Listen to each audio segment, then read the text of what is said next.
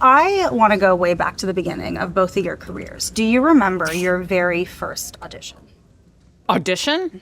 You mean professionally or Yeah, like professional? Yes. professional? Okay. It would have been for theater, for sure. Yeah, I remember it. I'm not going to name the people because they didn't. It's you kind of should. No, I'm not going to. I was asked to read for, if I would like to read aloud every part because you were not given the sides before. I said, sure, just like whole cloth, just trying to make people. And the director said, you're great. You can pick any part you want to play. Wow. And I did, and I picked what I thought was the funniest character. And he said, accept that one because we have to get someone to play that part that men would be attracted to. Oh, wow. You should definitely name this person. You should Wow. absolutely name this I'm person. not going to. Bury that person. Yeah, that was my first audition. I don't know about first, but And look like, at you now. I remember the auditions that went wrong. You know, Well, I was sure. like, I remember auditioning for Happy Days in this last year. Yeah, back in the day. It was like 79, 80 something. And a character knew from Texas, and he was an arrogant, belligerent man. And he has this thing with Fonzie, you know, like, oh, really? Yeah, you know, that kind of mano a mano thing. And then he gets shown to be a coward, and, you know. But first, he's this Texas guy, and he doesn't care about anybody. So I walk into the room, and Bobby Hoffman, who cast it, he goes, "Hi, good to see you." I go, Oh, you were in character. I didn't shake his hand. And he went around to his desk. He was very quiet.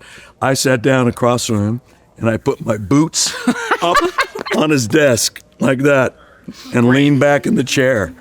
And he looked at my boots, and he looked at me, and he said, "Get your boots off my desk." And to which I went, oh shit. But here on the exterior was like, I thought, just stay with it. And so I just Double down. I just went, I just scoffed at him, and he goes, "Get your boots off my desk." And I went, all right. So took the boots off. I sat there a second, and he's just staring at me, and I went, "Guess it wouldn't matter if I read, would it?" And he goes, "No." I go, "Yeah." I got up. So you didn't get that one? Didn't get that one. Oh, that's weird. No, didn't get that one. When method acting goes wrong, right? You know, it's like, but I'll tell you one thing. I didn't get that one, but he remembered it. Just like I remember it. And now you have a great story to tell. That's it. You know, stories are great when things go wrong. True. If I got that job and everything was fine, it wouldn't be a story. But it's only good when things go wrong to make good stories. All right, I want to ask, how did Breaking Bad and Better Call Saul change both of your lives? Completely, drastically, because you can't control if something's going to be a hit. There's no way you knew that was going to be a hit. There's no way I knew. People think that. Oh, did you knew it was going to be a hit? No. But you can control what's good. If you attach yourself to well-written material, you have a chance to make it, right? And that's all you can control. I said, when I read that, and when my wife read that script, and it was like, I have to do it. Yep, you have to do it.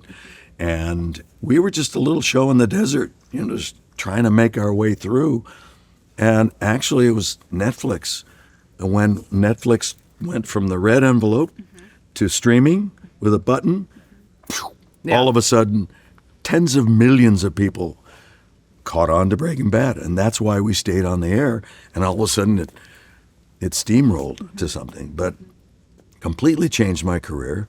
And in that, now I had offers to do Broadway and offers to do comedy. And so, I mean, it is the reason that this changed for me. I got so lucky with it.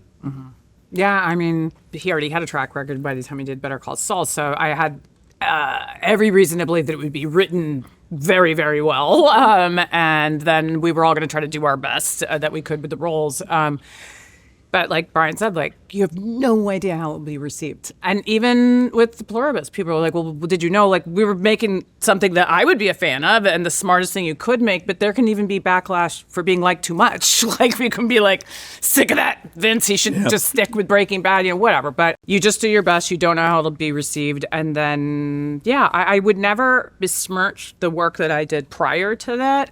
But Vince Gilligan's writing and the depth of character and the amount of evolving as a character that he allows you and the audience and fan base he has built, it just lended itself to different offers, people viewing me a different way. It's the first time a lot of people even realized I could do drama. He's just garnered a level of respect. And if you're lucky enough to be one of the people that he assembles to try to achieve that, then you get the benefits. It's more than just talent too now. It's like you have to be lucky as well. And your comportment is really important. Because let's face it, you're going to spend a lot of hours with these people, and you just want to have it with people who show respect for other people and their work and have a good temperament, and then you can have frustration that's built in. That always happens. Artistically, you're like, I can't find it, or I disagree, or whatever. That's embedded as long as you're trying to find a good solution to it. But I find that the older I get, I don't want to be around people who are ornery or irritable or disrespectful, or life's too Unprofessional. short. Yeah. Yep. Nope. Or No, don't know no, their thank you. lines. No, or thank you. Chronically late. No, or, thank you. It's like, no. Well, thank you both for your kindness and professionalism. Oh, And Elizabeth, you're thanks. just saying Thank that. you. No, I'm not. Okay. Thank you both. Thank you. Who did you like the most between us? Right. I will never say. Oh, my God. I can never say. So between Walter and Kim, which I'm just kidding. Cut. Thank you both. Thank you. Thank Thanks for you. having us.